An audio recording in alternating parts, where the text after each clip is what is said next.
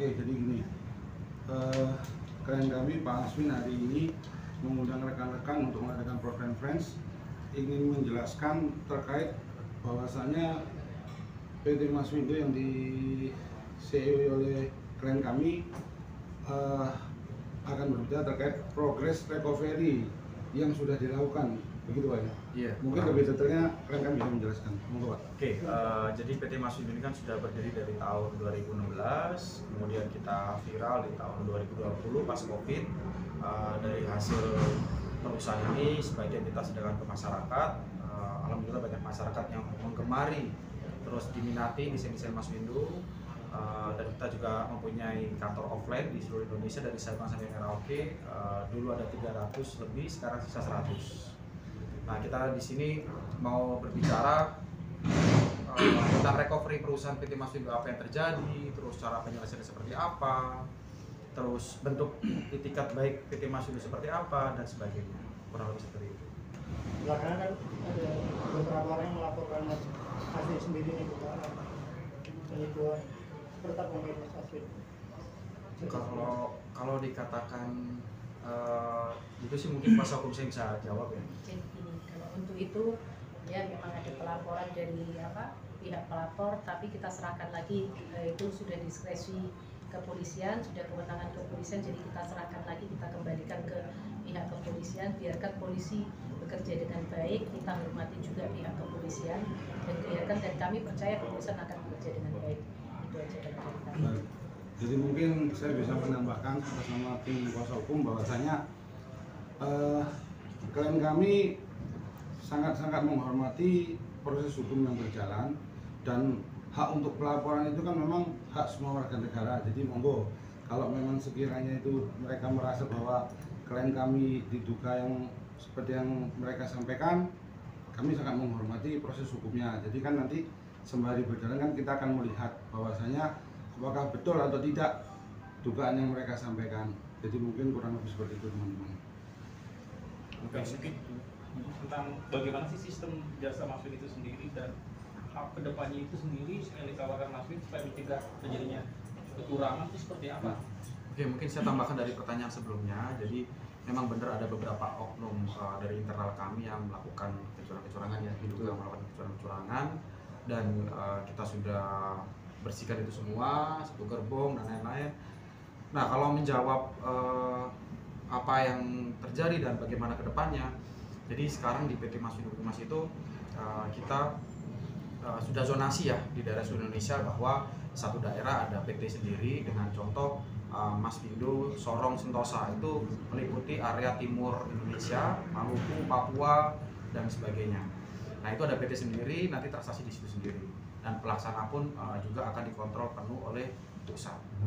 Jadi Maswindo Humas menjadi holding company.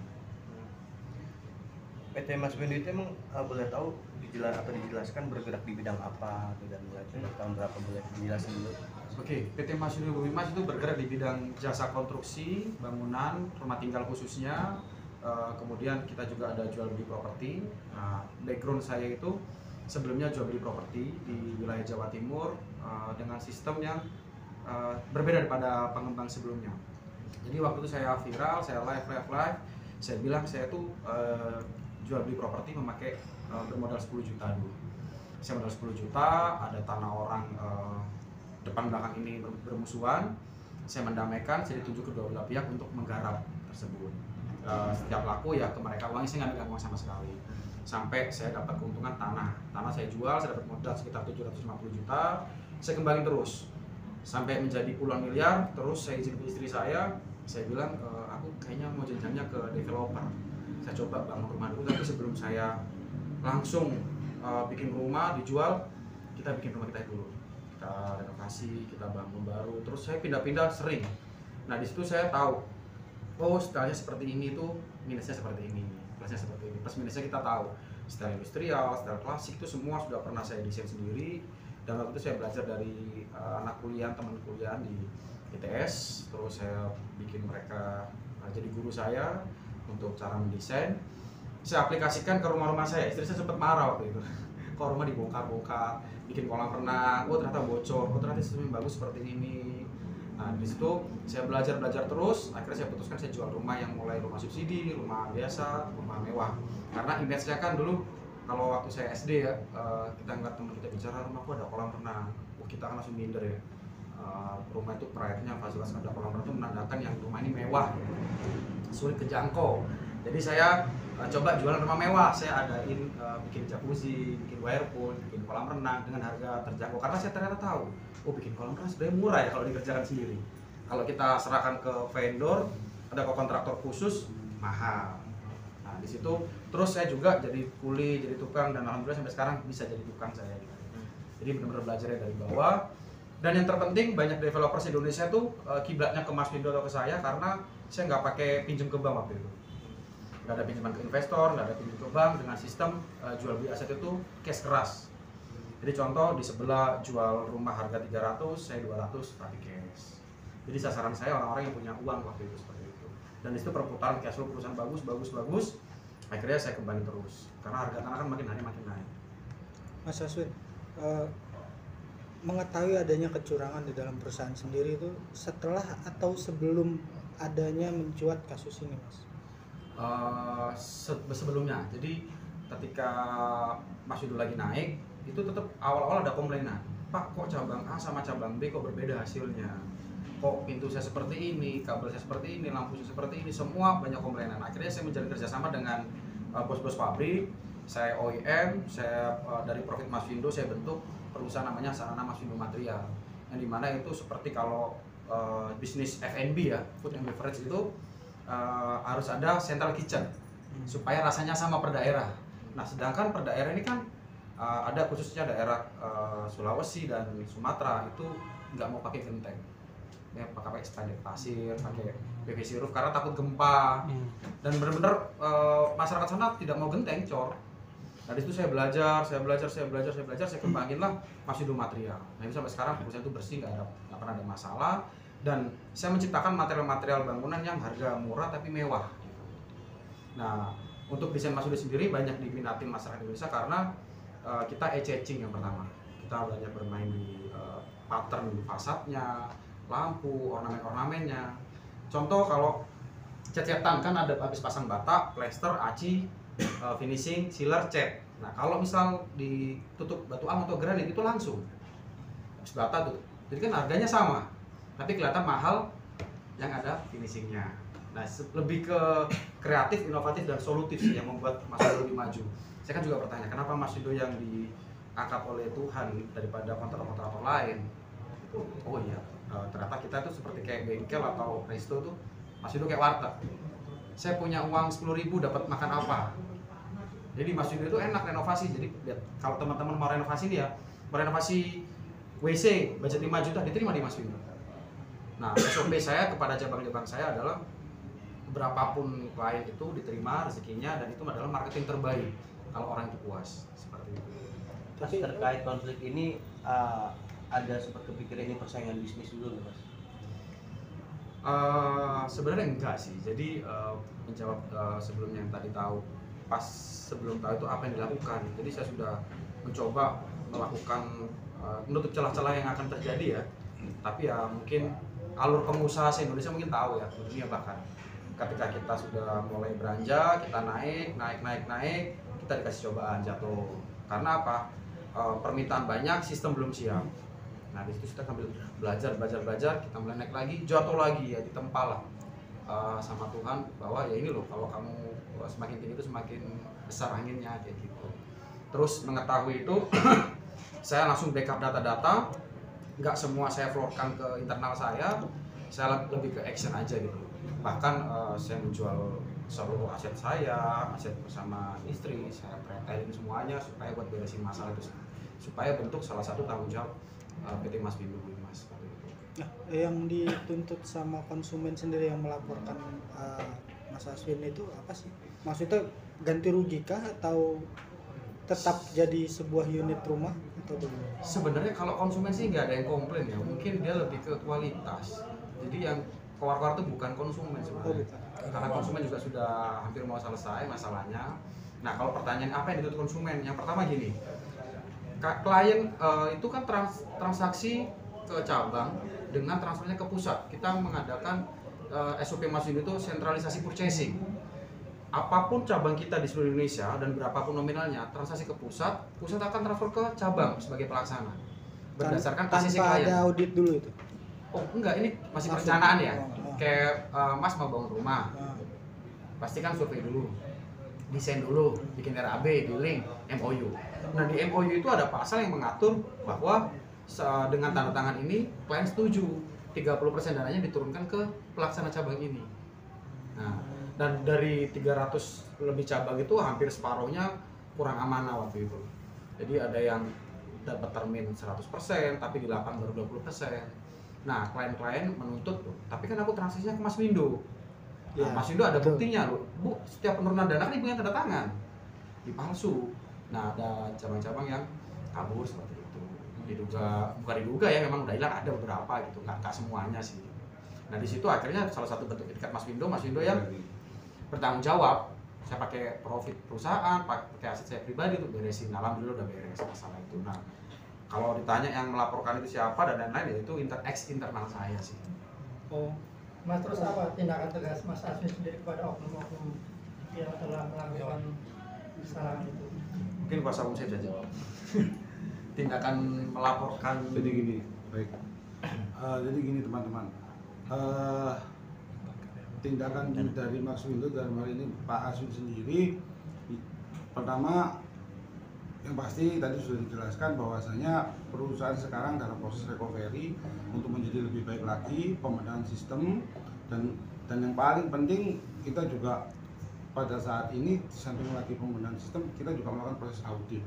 Nah, di dalam proses audit tersebut nantinya bila mana memang ditemukan adanya penyelewengan di dalam organisasi atau perusahaan Maswindo, maka yang pasti pihak dari Pak Aswin akan menyerahkan hal ini kepada pihak yang berwajib. Akan tetapi sebelum itu dilakukan, Pak Aswin akan mencoba untuk komunikasi terlebih dahulu, melakukan klarifikasi dahulu. Benar tidak kamu melakukan ini? Apa alasanmu dan apakah kamu bisa bertanggung jawab atau tidak? Karena yang paling utama dan paling penting, PT Maswindo lebih mengutamakan bagaimana customer ini bisa terpenuhi haknya. Seperti itu mungkin. Iya, Mungkin saya tambahkan. silakan. Kalau dari action yang sudah terjadi, kita sudah melakukan pelaporan juga dari internal Maswindo, baik terhadap ex cabang yang mulai dari bentuk somasi, bahkan mantan di internal kita juga, direksi juga yang sudah kita LP kan karena korup. Jadi kita nggak tanggung-tanggung Pak ya. Saat ini kita juga membuktikan bahwa adanya fraud ini juga dari internal kita sendiri di Maswindo yang semua tidak baik, dan itu sudah kita buktikan dengan laporan-laporan polisi. Sementara itu Oke, ini boleh yang disampaikan juga mungkin akan Mas, kerugian berapa Mas? Iya, Bisa tahu nggak, Mas? total kerugian setelah diketahui ada fraud ini.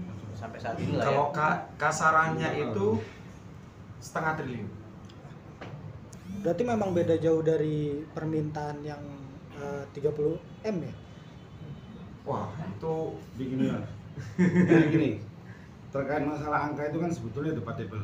Nah, jadi tolong mohon maaf sebelumnya, jadi karena ini ada ranahnya sendiri dari pihak yang berwajib, jadi kami tidak bisa untuk intervensi hal tersebut. Jadi mohon maaf sebelumnya untuk teman-teman, karena kan kita harus menghormati proses hukum yang berjalan. Jadi kami menghindari hal tersebut. Oke Mas, ada berapa orang atau berapa cabang ya atau PT yang dilaporkan yang terlibat dalam kasus ini? banyak sekali. untuk direktur udah kita laporkan juga, untuk direktur operasional sudah kita laporkan. Jadi selain ex cabang yang oknum yang kurang amanah ini, dari pihak Maswindo juga melaporkan siapapun bentuk tindak tegas Maswindo Pak ya, perusahaan ya, internal kita pun kita proses hukum. Tapi sebelumnya sudah somasi atau gimana? Oh, sudah Sudah ada tanggapan atau gimana? rata-rata alamatnya hilang, orang yang nggak ada seperti itu.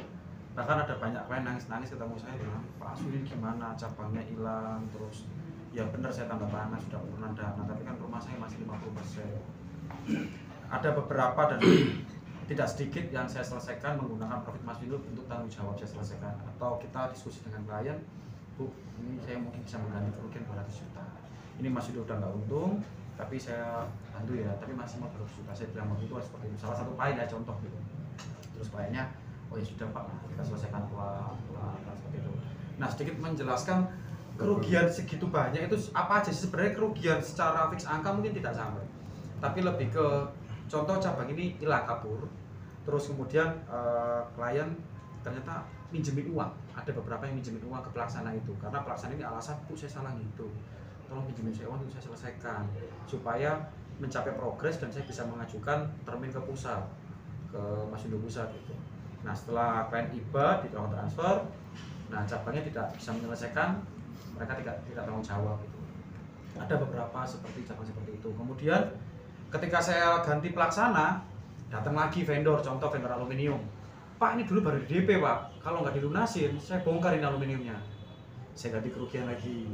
Datang lagi orang genteng, Pak ini gentengnya baru di DP sama cabang sampean.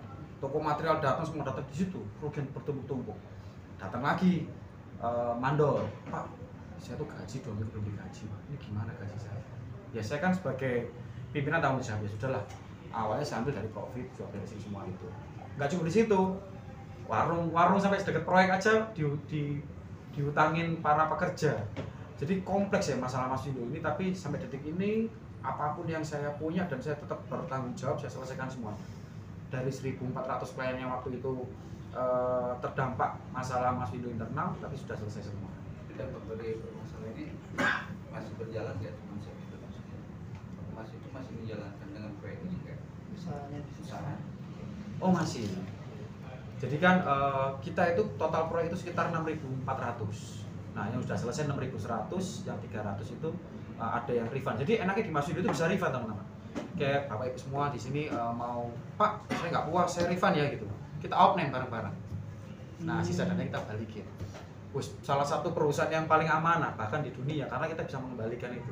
Kalau mengembalikan berarti Maswindo nggak jadi profit Pak.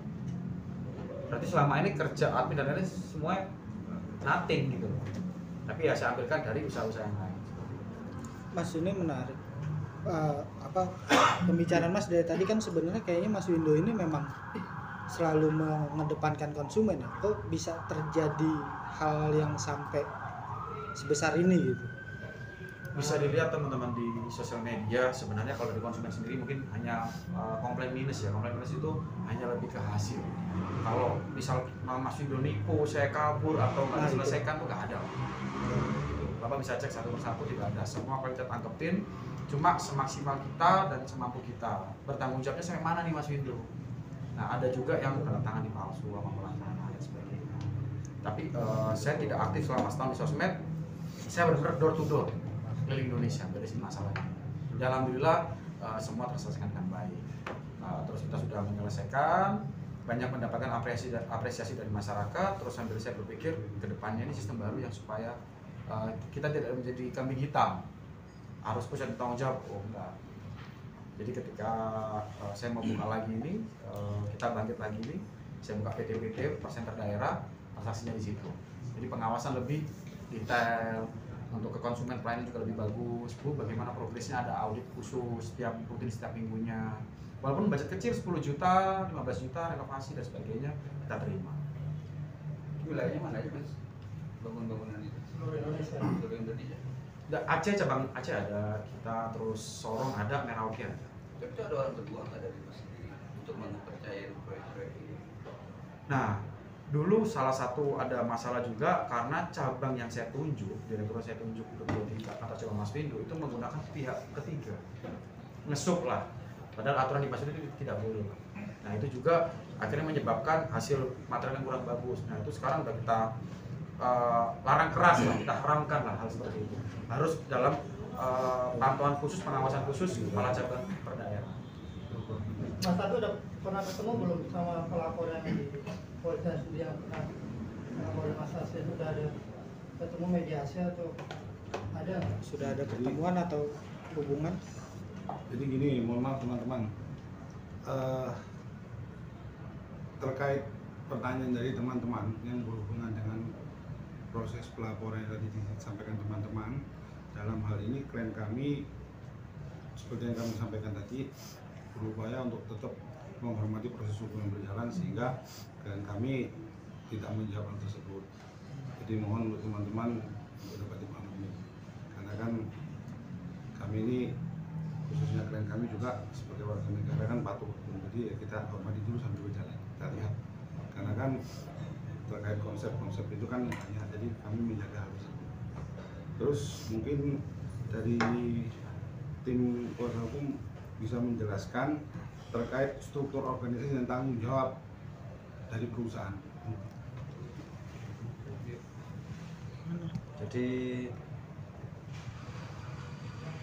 kemarin Pak Aswin itu sering keliling Indonesia ya, sering keliling Indonesia, otomatis delegasi kepada direktur operasional yang pada saat itu tentunya dipercaya karena ditunjuk, dan direktur operasional oknum tersebut tidak bisa menjalankan delegasi tadi tugas dengan baik, yang kita duga korup ya. Makanya kita buat pelaporan polisi. Kita tentunya sebelum pelaporan polisi sudah kita somasi, kita undang, kita minta pertanggungjawaban, tapi beberapa kali tidak diindahkan, akhirnya berbuntut pada pelaporan polisi dan sekarang proses sedang berjalan untuk beberapa LP. Untuk laporan sini di Polsek atau Polres di sudah diterima laporan. Untuk yang karyawan kita internal ada di mulai kelas Polsek, mulai di Polsek, beberapa Polsek dan Polda, Polres juga, Jawa Timur. Mas Asin, tapi beberapa rumah yang sempat dipermasalahkan udah diberesin semua atau masih itu ada beberapa tuh? Pemberesannya di Mas Yuda ada 2 Pak. Yang pertama itu refund. Jadi ketika Bapak, aduh aku nunggu lama nih, aku refund uang aja, kembali uang aja. Jadi kalau mau lanjut. Nah yang lanjut sudah proses. Nah dari 1.400 tadi, 300 memilih refund, yang 1.100 sudah selesai. Ini tidak lebih dari 50 klien Indonesia sudah mau selesai semua total. Makanya kita bangkit lagi gitu. Dan perlu dipahami teman-teman, apapun badai kemarin yang terjadi, saya berusaha semaksimal mungkin masih buka perusahaan, layanin, kantor masih hidup, mati-matian saya memperjuangkan biar untuk mengembang amanah, bertanggung jawab, kita selesaikan masalah satu persatu, biar publik juga bisa melihat nanti. Kalau pelaporan tadi dibahas, ya kita lihat ke depannya aja, kita nggak usah banyak bahas itu. Yang penting kedepannya nanti akan terbuka takdir kebenaran sendiri. Oke, baik, terima kasih teman-teman.